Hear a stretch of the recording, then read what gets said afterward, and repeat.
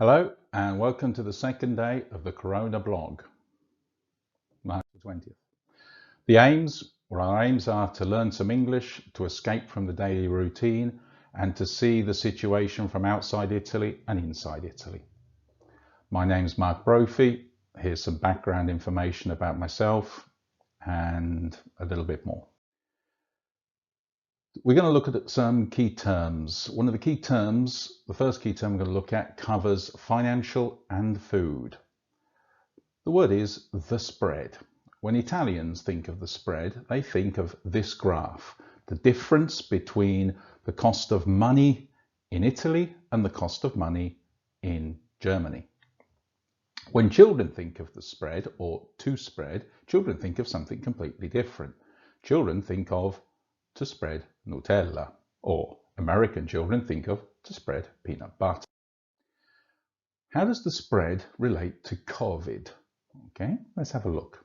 So the spread is also used as diffusion, movement, transmission. So here the disease spreads from one person to another and then throughout the country and throughout the world. It's a pandemic.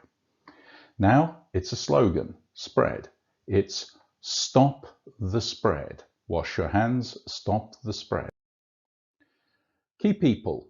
I'm going to look over the next few days, weeks at key people, trying almost every day to look at what I think is a key person, or maybe even a key group of people. But today I have a very special key person.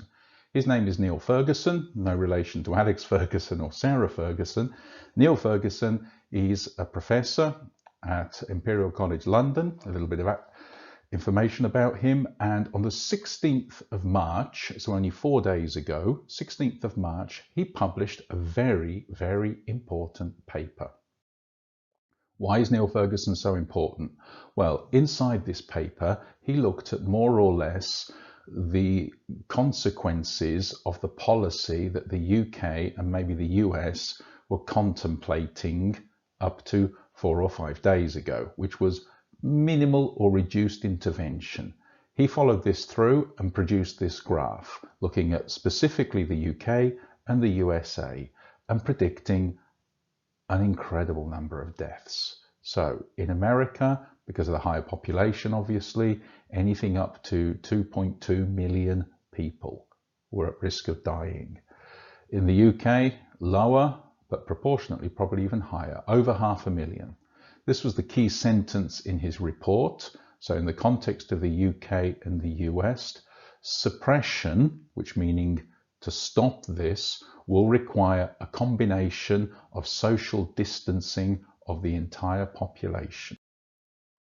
Why is he so important? Just to follow this up, well, before his report, the thinking was the herd mentality, which we looked at yesterday. After his report, these two guys more or less had to change. And so, yeah, maybe we should listen to the real experts. So, thank you, Neil. A little bit of irony here. What happened to Neil Ferguson? 4 days ago, he wrote this paper. 1 or 2 days later, America and the UK changed policy. Yes, but what happened to Neil? Neil got coronavirus. Okay, unfortunately. So, now we're going to look at some phrasal verbs. We're going to look at the peculiarity of phrasal verbs, where sometimes we can use the complete opposite with the same word. So we're going to look at wind down. What does wind down mean?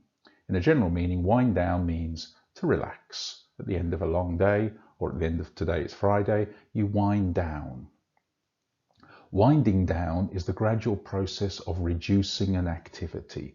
Here we can look at it in the context of China. Happily for them, they are winding down in the context of COVID. Everything is slowing down and returning to normal.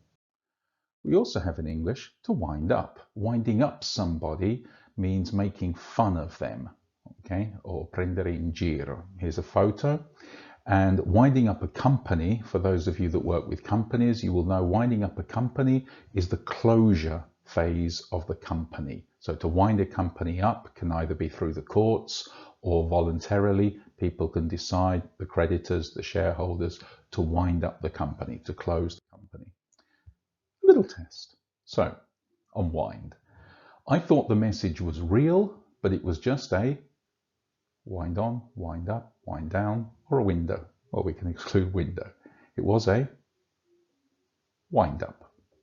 So that's all for today. Quick summary. We've looked at three key things. We've looked at the spread, how that is not just for the financial markets or for children with Nutella. It is now the way the virus moves, and then stop the spread. We've looked at Neil Ferguson, how his report was instrumental in saving more or less many people from in the UK and the US from death, basically, and to wind up and to wind down. Winding down meaning relaxing, reducing, and wind up to make fun of somebody.